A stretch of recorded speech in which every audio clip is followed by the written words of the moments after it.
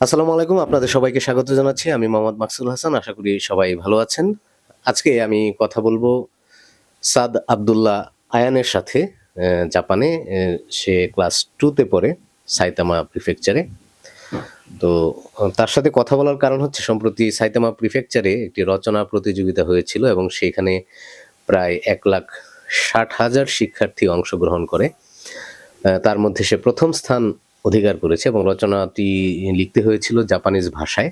কাজেই একটি ক্ষুদে শিক্ষার্থীর জন্য নিশ্চয়ই বিষয়টি খুবই কঠিন ছিল। আমরা যারা অনেকেই জাপানে আসি, আমাদের জন্য জাপানিজ ভাষা অনেকটা দুর্বেদ্য, কিন্তু মাত্র 2 বছর সে জাপানে এসেছে এবং ক্লাস 2 তে পড়ছে। সেই এই যে প্রতিযোগিতা এবং সেখানে এত এত শিক্ষার্থীর মধ্যে প্রথম স্থান হওয়া নিশ্চয়ই একটি গর্বের বিষয়। তো আমি তার সাথে আজকে কথা বলবো। সে আসলে জাপানে আসার কারণ হচ্ছে তার বাবা সোহেল রানা। তিনি বাংলাদেশে একটি গবেষণা ইনস্টিটিউটে কর্মরত, পিএইচডি করতে এসেছেন। সেই সূত্রে তাকে তার সন্তানদেরকেও নিয়ে এসেছেন এবং সে জাপানে পড়ছে। উম্মে সালমা শিলা এবং সোহেল রানা দম্পতির বড় ছেলে সাদ আব্দুল্লাহ আয়ান। তো আমি কথা বলছি সাদ আব্দুল্লাহ আয়ানের সাথে। তুমি জাপানের কোন স্কুলে পড়ছো? তোমার স্কুলের নাম কি? ওকুবো হিগাশি এলিমেন্টারি স্কুল। ক্লাস 2 তে পড়ছো? হ্যাঁ। আচ্ছা। তো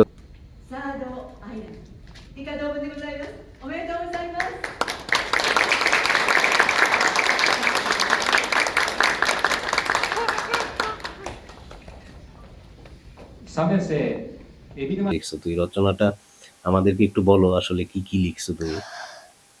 এই যে খালি বাংলাদেশের মানুষই ভুল করতে পারে না, অন্য দেশের মানুষও ভুল করে। আচ্ছা, তো কি ভুল, সেটা কিরকম ভুল তুমি হুম। দেখছো কিংবা লিখছো রচনায়? একটা ফ্রেন্ডের সাথে তর্ক হয়ে সেই ফ্রেন্ডের ব্যাগটা লাথি দিয়েছি। ও কি জাপানিজ ফ্রেন্ড? Japanese friend. আচ্ছা, তারপর? তারপরে হলো সরি বলেছি। ফ্রেন্ড বলে তুমি ভাষা বলতে পারো না, সেজন্য মাফ করে দিলাম, যাও। পরে আমি ভাবছিলাম আমি ভাষা তো বুঝতে পারি, আচ্ছা আমাকে এই কথাটা বললো কেন। আচ্ছা, তারপর? হুম। তারপর সে কি স্কুলে এটা নিয়ে নালিশ করছে কিংবা স্কুলে তোমাকে কিছু বলছে? স্কুলে একটা মিটিং ডেকেছিল। তারপর? তাই এটুকু নিয়ে মনে হয়। আচ্ছা, তো যাই হোক, বিষয়বস্তু যেটি হচ্ছে যে তার রচনার বিষয়বস্তু ছিল মানবাধিকার বিষয় এবং তার চোখে বাংলাদেশ এবং জাপানের পার্থক্য। তো তার কাছে যেটি মনে হয়েছে রচনায়, সে যেটি উল্লেখ করেছে যে আসলে ভালো মানুষ, খারাপ মানুষ সব দেশেই আছে এবং কেউ যদি ভালো হয়, ভালো মানুষ হয়, নিশ্চয়ই তার ভালো বন্ধুও হবে। আবার খারাপ মানুষ থাকলে খারাপ আচরণের শিকার হতে হবে। এটি আসলে বাস্তবতা। সেটি দেশ আসলে কোনো বিষয় না। যে এখানে বিষয় হচ্ছে আসলে ভালো মানুষ এবং খারাপ মানুষের বিষয়, সেটি যেই দেশেরই হোক। তো এই বিষয়টি নিশ্চয়ই তুমি লিখেছিলে। আমি যতটুকু তোমার রচনাও পড়েছি। তো তুমি এই রচনাটা একটু আমাকে একটু জাপানিজে বলো তো। তুমি যেহেতু ভালো জাপানিজ পারো, তুমি একটু জাপানিজ ভাষায় বলো আসলে কি লিখেছিলে তুমি? 国は関係ないサードアイアン。僕はバングラデシュから日本に来ました。日本語がスラスラ喋ることができます。仲良しの友達もいっぱいいます。仲良しの友達はアフガニスタンの出身です。同じ2年生の友達はベトナムから来ました。 জাপানিজ ভাষা অনেকের কাছেই দুর্বেদ্য। এমনকি আমার মনে হয় যে তার বাবা মাও হয়তো এতটা ভাষা শিখতে পারে নাই যতটুকু সেই 2 বছর জাপানে থেকে এবং ক্লাস 2 পড়া অবস্থায় শিখেছে। আমি পরে তার বাবা মার সাথেও কথা বলবো বিষয়টি নিয়ে। তো তুমি এই যে পুরস্কারটি পেলে, তো তোমার কেমন লেগেছে? এবং তুমি তো আবার বাংলাদেশে চলে যাবা তোমার বাবা পিএইচডি শেষ হলে। তো তোমার কাছে কেমন লাগবে, তুমি যে জাপানিজ স্কুলে পড়লা, এই যে জাপানিজ ভাষা শিখলা, তোমার কাছে কি থাকতে মন চাচ্ছে নাকি তুমি চলে যাবা? জাপানও ভাল লাগছে, বাংলাদেশে যেতেও ইচ্ছা করছে। বাংলাদেশে যেতে কেন ইচ্ছা করছে? তোমার তো বাবা মা তোমার সাথেই আছে। বাংলাদেশে তাও আমার নানি দাদিরা আছে, পিএইচডি শেষ হলে তো আর এখানে থাকতে পারবো না, সেজন্য চলে যাব। কিন্তু এই জাপানের স্কুল লাইফ তুমি তোমার কাছে কি মনে হয় বাংলাদেশের স্কুলে যে তুমি এগুলো পাবা? না, সেজন্য জাপানকে মিস করব। আচ্ছা, তুমি বাংলাদেশের স্কুলে আসলে যে তুমি কিরকম চাও, যে তোমার স্কুলটা কেমন হওয়া উচিত? স্কুল জাপানের মতন যদি হয়। জাপানের মতো স্কুল, সবকিছু নিয়ম অনুযায়ী চলবে, লাইন ধরে স্কুলে যাবা। তো তোমরা যে যে লাইন ধরে স্কুলে যাও, এই তোমরা তোমার কোন জায়গায় যে তোমাদের লাইন ধরতে হয় এবং সেখান থেকে স্কুল কতটুকু দূরে, তোমাদের কি কেউ নিয়ে যায় নাকি তোমরা রাস্তা কিভাবে পার হও, কিভাবে যাও বলো তো? একজন গ্রুপ লিডার আছে, হুম। সে সে লাইনের সবচেয়ে সামনে, সে আমাদের নিয়ে যায় স্কুল পর্যন্ত। গ্রুপ লিডার কি তোমাদের ক্লাসেরই নাকি বড়? বড় হয়, সেম ক্লাসের হয়। তো তুমি বাসা থেকে বের হয়ে কোন জায়গায় যে লাইন ধরো, তোমার বাসা থেকে বের হয়ে কতটুকু দূরে যে হইতে হয়, সবার সাথে একসাথে হতে হয়? উম, একটুই যেতে হয়। আচ্ছা, তো ওইখান থেকে স্কুলে যেতে কতটুকু দূরত্ব, কতক্ষণ লাগে হেঁটে যেতে? 1 কিলোমিটার। এবং সে যেটি বললো যে জাপানকে মিস করবে, বাংলাদেশে এই সিস্টেমগুলো নাই, তবে বাংলাদেশের শিক্ষার্থীদেরও এরকম বাস্তবমুখী শিক্ষা দেওয়া প্রয়োজন, তাহলে হয়তো তারা এই জিনিসগুলো সহজে শিখতে পারবে, ডিসিপ্লিন। যাক, তুমি এই যে তোমার এই অর্জন, জাপানে এত এত শিক্ষার্থীর তুমি ভবিষ্যতে কি হতে চাও এবং তোমার স্বপ্ন কি? আমি আমি পুলিশ অফিসার হতে চাই আর দেশকে জাপানের মতন করতে চাই। আমরা আশা করি এই যে প্রজন্ম তৈরি হচ্ছে একটি সুন্দর বাংলাদেশ গড়ার জন্য, তারা নিশ্চয়ই সেই ভূমিকা রাখবেন এবং রাখবে ভবিষ্যতে, এবং বাংলাদেশও জাপানের মতো একটি সুন্দর রাষ্ট্র হবে সব মানুষের জন্য। আমরা এখন কথা বলবো আয়ানের বাবা সোহেল রানার সাথে, বাংলাদেশে যিনি বাংলাদেশ পরমাণু কৃষি গবেষণা ইনস্টিটিউটে কর্মরত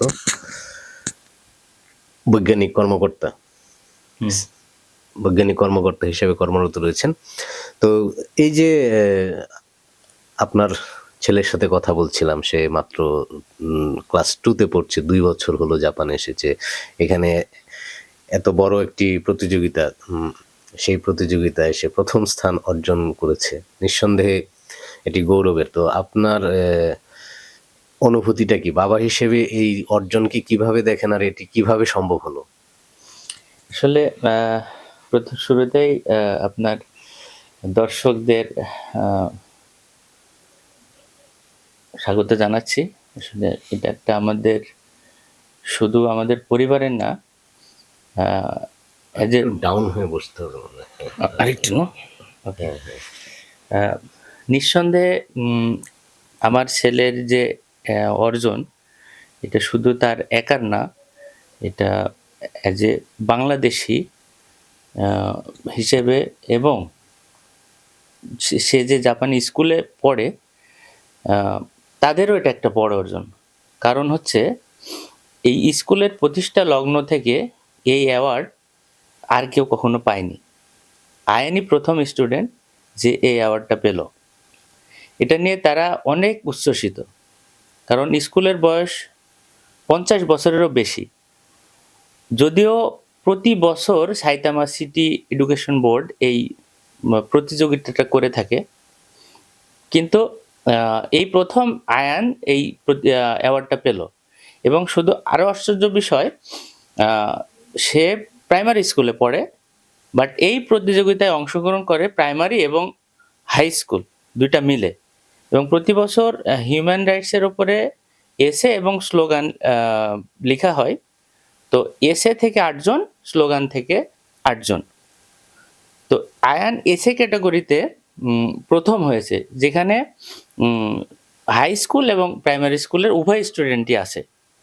তো এইটা আসলে আরও ইন্টারেস্টিং বিষয়, সে স্কুল শুরু করছে 2024 সালের এপ্রিল থেকে। তার আগে কিন্তু জাপানি ভাষা সম্পর্কে কোনো ধরনের আইডিয়াই ছিল না। তো সে জাপানি ভাষায় লিখে আবার হাই স্কুলের স্টুডেন্টের সাথে প্রতিযোগিতা করে প্রথম হয়েছে। তো এটা আসলে অ্যাজ এ বাবা হিসেবে মানে খুবই আনন্দিত বোধ করছি, এবং আমাদের যে এখানে জাপানে বাংলাদেশ কমিউনিটি আমরা যারা আছি সবাই এটা উচ্ছ্বসিত। তো আপনি তো বাংলাদেশে চলে যাবেন, ছেলেও সাথে চলে ইনশাআল্লাহ। যাবে যেহেতু। যেহেতু দেশের এই যে জাপানের শিক্ষা ব্যবস্থার যে সুযোগ সুবিধা, সেটি তো নিঃসন্দেহে বাংলাদেশে হয়তো এইভাবে সে পাবে না। তো এটা তো তার জন্য একটি মানসিক হোঁচট খাওয়ার বিষয় হতে পারে, কিংবা আপনার প্রত্যাশাটা কি যে বাংলাদেশে সে এই সুযোগ সুবিধা না পেলে তার প্রত্যাশা অনুযায়ী কি সে এগোতে পারবে? যদিও জাপানের থেকে বাংলাদেশের শিক্ষা ব্যবস্থাটা কিছুটা ভিন্নতর, তবে আমার মনে হয় জাপানের যে সুন্দর সিস্টেম, এটা বাংলাদেশেও চালু করা সম্ভব। আরেকটা বিষয় আমি যেটা আইন সম্পর্কে জানি, সে যে কোনো পরিবেশে সে নিজেকে খাপ খাইয়ে নিতে পারে। এটাই যদি না হতো, তাহলে দেখেন সে স্কুলে গেছে, ওখানে ইংলিশও কেউ জানে না, জানে খুবই কম, বাংলা তো জানেই না। সেই পরিবেশের ভেতরে তাকে জাপানি শিখতে হয়েছে। এখন সে পুরোপুরি তাদের সাথে মিশে গেছে। তো আমার মনে হয় যখন আমি দেশে ফিরে যাব, সেও তার বাংলাদেশি স্কুলে সেভাবে সে মানিয়ে নিতে পারবে। আমার মনে হয় তার সমস্যা হবে না। শুধু তাই না, এখানে যে নিয়ম শৃঙ্খলা সেইগুলো হয়তো সে মিস করবে, বাট সেগুলো সেখানে সে হয়তো তাদের টিচারদের সাথে, বন্ধুদের সাথে আলোচনা করে সেগুলো ঠিক করে নেবে।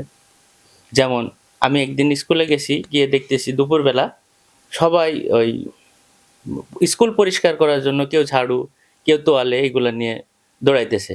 সাধারণত ওদের লাঞ্চের আগে বা পরে পুরো স্কুল সব স্টুডেন্ট মিলে ক্লিন করে প্রতিদিন। তো এই মেসেজটা যদি সে বাংলাদেশে স্কুলে গিয়ে তার ফ্রেন্ডদের সাথে বা শিক্ষকদের সাথে শেয়ার করে, সেখানেও এই পরিবেশটা করা সম্ভব। এবং তারা স্কুলের আশপাশে কোনো ময়লা ফেলে না, তারা নির্দিষ্ট জায়গায় ময়লা ফেলে। তো এই সব বিষয়গুলি যদি সে বাংলাদেশে ফেরত যায়, আরেকটা স্কুলে ভর্তি হয়, সেখানে যদি তাদের সাথে এগুলা আলোচনা করে এবং একটা স্কুলে যদি এগুলা প্রতিষ্ঠা করা যায়, নিয়মগুলি মানা যায়, তাহলে আমার মনে হয় জাপানে যে স্কুলের পরিবেশ, আমাদের বাংলাদেশের স্কুলের পরিবেশ সেরকম করা সম্ভব। আমরাও প্রত্যাশা করি পরিবর্তন হয়তো এইভাবে আস্তে আস্তে করে হবে। তো ধন্যবাদ সবাইকে, ভালো থাকবেন। নিশ্চয়ই আপনাদেরও এই ভিডিওটি দেখার পরে অনেক কিছুই পরিবর্তনের প্রত্যাশা আপনাদের মধ্যে তৈরি হবে। আজকে পর্যন্তই, আল্লাহ হাফিজ।